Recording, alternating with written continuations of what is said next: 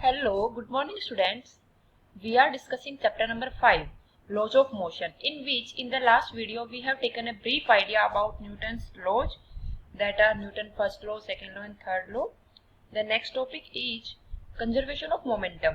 बेटा इसमें मैंने यहाँ तक का पार्ट आपको एक्सप्लेन कर दिया था कि क्या होता है कंजर्वेशन ऑफ मोमेंटम, किस तरह से होता है। आज हमें इसका मैथमेटिकली हमें देखना है कि कंजर्वेशन ऑफ मोमेंटम का मैथमेटिकल एक्सप्रेशन कैसे डेराइव करते हैं और वो एक्सप्रेशन होता क्या है।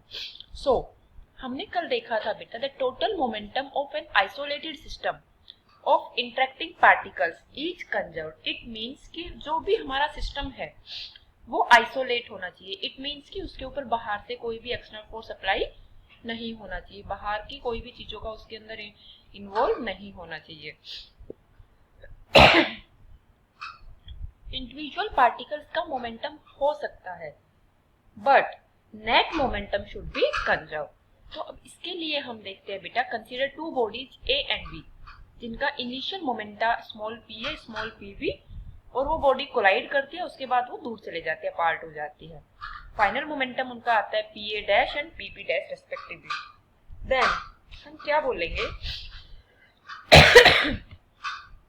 Bye the second law of motion क्या बोलोगे, इम्पल्स का फॉर्मूला हमने देखा था, मोमेंटम फोर्स इनटू में time is equal to change in momentum. It means F A B into delta t, force at A due to B is equal to में p A dash minus p A, final momentum of A minus initial momentum of A. In the similar way P B A delta T will be equal to P B dash minus P B. अब हम बेटा देखते हैं कि हमारा जो F A B और F B A है वो मैग्नीट्यूड वाइज दोनों इक्वल है। डिफरेंस किसका है, डायरेक्शन का। जब केवल डायरेक्शन का डिफरेंस है तो हम क्या लिख सकते हैं बेटा, F A B will be equal to minus of F B A. Left hand side में आप ये वैल्यू पुट करो इन दोनों इक्वेशंस में, आपका क्या आ जाएगा, left hand side magnitude wise equal आ जाएगा, केवल माइनस साइन इधर चला जाएगा, तो हमारा net resultant right hand side से क्या आ जाएगा बेटा, p A dash minus p A will be equal to minus of p B dash minus P B. अब हम इससे आगे देखते हैं कि जब आप पी ए मतलब इनिशियल मोमेंटा और फाइनल मोमेंटा को एक साइड में ले आओगे, सेपरेट कर दोगे, then what will be the term P A dash plus P B dash. It means final momentum of the whole system that is equal to PA plus PB. It means initial momentum of the system. इसका मतलब क्या हुआ बेटा, इस statement से left hand side में आपको final momenta दिखाई दे रहा है, राइट हैंड साइड में आपको इनिशियल मोमेंटा। इट मींस कि जो टोटल हमारा पार्टिकल है, सिस्टम है, उसका फाइनल मोमेंटा और इनिशियल मोमेंटा, नेट जो मोमेंटम है वो इक्वल है, मतलब कि मोमेंटम कंजर्व है। तो आई होप आपको इसका मैथमेटिकल पार्ट एक्सप्लेन हुआ। अब हम नेक्स्ट टॉपिक पे बढ़ते हैं बेटा, equilibrium of A particle.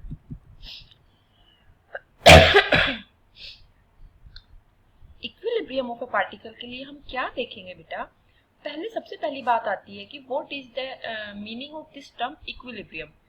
Equilibrium का बेसिक मीनिंग होता है बेटा कि नेट जो भी इसके ऊपर अप्लाई हो रहा है, net resultant is zero. It means कि पार्टिकल के ऊपर जितने भी फोर्सेज अप्लाई हो रहे हैं, चाहे वो इंटरनल हो एक्सटर्नल हो, सारे नेट जो फोर्स है, you mean to say that force is equal to zero. तो जब भी हमारे के पास किसी पार्टिकल के ऊपर नेट फोर्स जीरो होगा तो उसको हम बोलते हैं कि ये सिस्टम जो है हमारा उस सिस्टम के ऊपर जो नेट फोर्स है वो क्या होगा बेटा, जीरो होगा। तो जैसे हम यहाँ पर बात करते हैं, जो भी नेट एक्सटर्नल फोर्स होगा वो उस सिस्टम का जीरो होगा। तो अगर हम किसी भी सिस्टम के ऊपर दो फोर्स की बात करते हैं तो दो फोर्स नेट जीरो कब होंगे बेटा, जब दोनों force equal in magnitude and opposite direction होंगे, तभी तो उन दोनों का रिजल्टेंट जीरो आएगा। इट मींस कि आप उनको किस तरह से लिख सकते हो जब वो इक्विलिब्रियम में होंगे, तो F1 will be equal to minus of F2, that is the forces on the particle must be equal and opposite. अगर हम बात करते हैं तीन फोर्सेज की तो तीन फोर्सेज के लिए हम कैसे चेक करेंगे बेटा, लेट अस सपोज कि हमारे पास तीन फोर्सेज है F1, F2 और F3। अब हम इनको एक दूसरे के ऑपोजिट तो कर नहीं सकते, क्योंकि दो के केस में तो हमारा इक्वल मैग्नीट्यूड ऑपोजिट डायरेक्शन ले लेंगे तो हमारा हो जाएगा, बट इस केस में नहीं आएगा। तो हम पिछले चैप्टर में वेक्टर में हमने फोर्सेज का रिजल्टेंट फाइंड आउट करना सीख लिया है और हमने triangle law of vector addition भी पढ़ा था, तो हम इसमें वही चीज यूज करेंगे, ट्रायंगल लॉ अप्लाई करेंगे बेटा। ये जो डायग्राम है फर्स्ट वाला, ये हमारा दो फोर्सेज के लिए दिखाई दे रहा है, ये जो है ये हमारा तीन फोर्सेज के लिए है। हम देखेंगे F1, F2 और F3 हमारे पास तीन फोर्स हैं, तो हम पहले किन्हीं दो फोर्स को ऐड करते हैं। Let you can take any two forces, so let us suppose we are taken here F1 and F2। जब हमने F1 और F2 को ऐड किया तो इनका रिजल्टेंट हमने यहाँ देखा पैरेललोग्राम लॉ की हेल्प से, ये इसका डायगोनल आ जाएगा passing through the tail of the two forces. अब ये रिजल्टेंट इधर आया, मतलब ये जो रिजल्टेंट है ये F1 और F2 की जगह पे आप इसको रिप्लेस कर सकते हो, ये आपका F3 आया बेटा। अब नेट आपके दो फोर्स बच गए, ये वाला और ये वाला। अब दो फोर्स का हमने इससे ऊपर पढ़ ही लिया है, क्या होता है बेटा, जब आप उनको equal in magnitude opposite in direction कर दोगे तो उनका नेट रिजल्टेंट 0 हो जाएगा। तो इस केस में हमारा जो ये रिजल्टेंट आएगा ये F3 इसके रिजल्टेंट के इक्वल आ जाएगा, नेट फोर्स 0 हो जाएगा। एक तो ये है। अब इसी को आप दूसरे वे में इस तरह से भी लिख सकते हो। हम ट्रायंगल लॉ में क्या करते हैं बेटा, दो वेक्टर्स को ऐड करते हैं head to tail, third vector को फर्स्ट की टेल से लास्ट के हेड को मिला देते, that will be the resultant vector.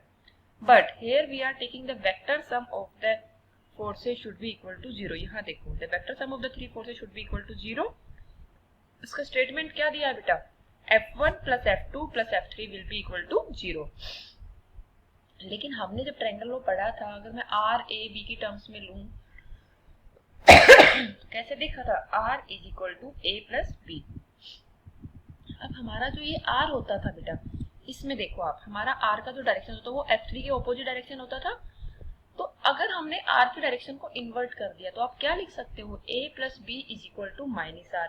और माइनस R को जब इधर लेके आओगे लेफ्ट हैंड साइड में तो क्या आ जाएगा, R plus A plus B is equal to 0। तो वो कुछ ऐसा ही फॉर्म नजर आ गया आपको, F1 plus F2 plus F3 is equal to 0।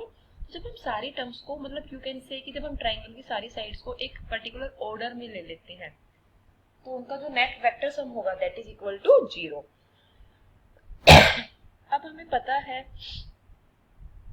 कि हमने इससे पहले वाले चैप्टर में वेक्टर्स को रिजोल्व करना सेट कर लिया है।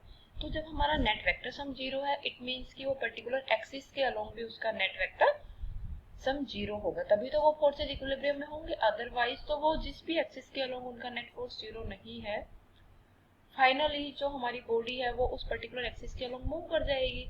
लेकिन हमारा तो नेट बॉडी ही कैसी है बेटा, इक्विलिब्रियम में है।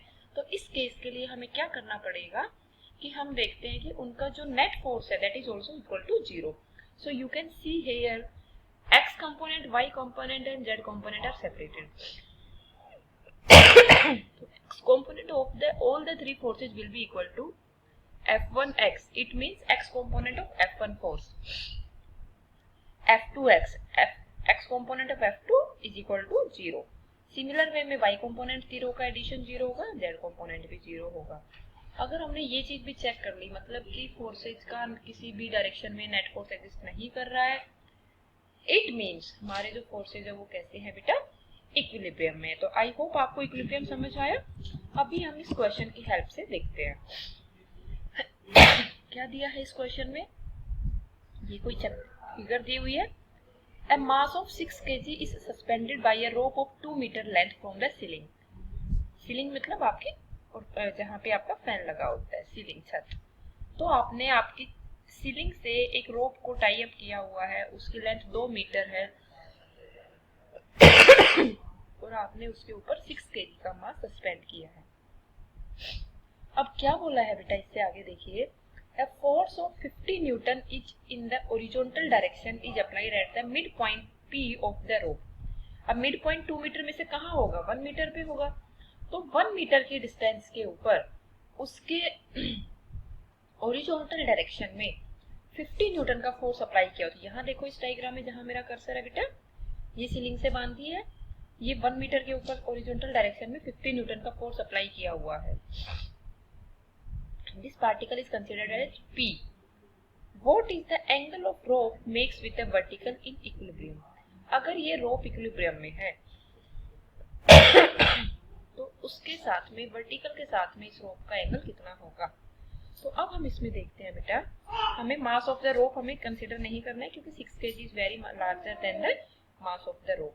तो अब हम ऐसे केस में देखते हैं कि हमारी जो रोप है उसके अंदर टेंशन इंट्रोड्यूस हो जाती है जब उसको हम खींचते हैं।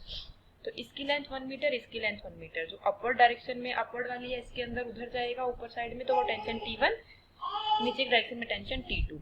यहाँ पे 6 kg है तो ग्रेविटी लगेगी 60 न्यूटन, ऊपर लगेगा टेंशन, ये हमारा 50 न्यूटन लग गया। अब हम इसमें से वर्टिकल वर्टिकल को बैलेंस करते हैं, ओरिजेंटल ओरिजेंटल को बैलेंस करते हैं। वर्टिकल में देखते हैं बेटा, यहाँ पर नीचे 60 न्यूटन लग रहा है, ऊपर हमारा कितना लग रहा है, ऊपर हमारा लग रहा है T2 फोर्स, T2 टेंशन, तो 60 न्यूटन और T2 लग गया है।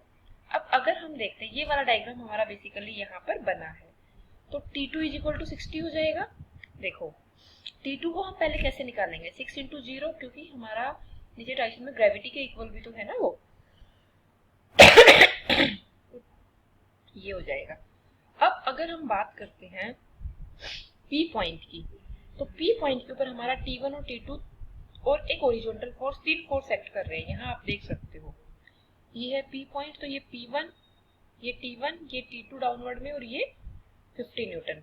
तो अब हमारे पास बेटा केवल 50 न्यूटन है, that is along the x axis, but T2 is directly vertically downward, T1 किसी एंगल के ऊपर है, तो हम T1 के कंपोनेंट्स को रिजोल्व करते हैं। जब हम T1 के कंपोनेंट्स को देखेंगे तो आप यहाँ डायग्राम में देखिए कि आपको दिखाई देगा यहाँ से कि T1 का ये जहाँ एंगल होता है वो कंपोनेंट कोस होता है, दूसरे वाला साइन होता है। तो T1 cos theta will be equal to बेटा T2 और T1 sin theta will be equal to 50 newton, यही होगा हमारा। तो यहाँ से देखो T1 cos थीटा और T1 sin थीटा आ गया। अब हम इसमें से tan थीटा निकाल लेंगे साइन अपॉन कोस करके, फिर हमारा ये 5/6 आ गया। तो थीटा जो वर्टिकल के साथ एंगल बन रहा है रोप का, that is basically 5/6, it means near about to 40 degree. तो यही हमारे इस क्वेश्चन में पूछा था बेटा। ऐसे क्वेश्चंस आप और भी ट्राई करो। आज के लिए हम इतना ही रखते हैं, अगली क्लास में हम और डिस्कस करते हैं। थैंक यू बेटा, गॉड ब्लेस यू।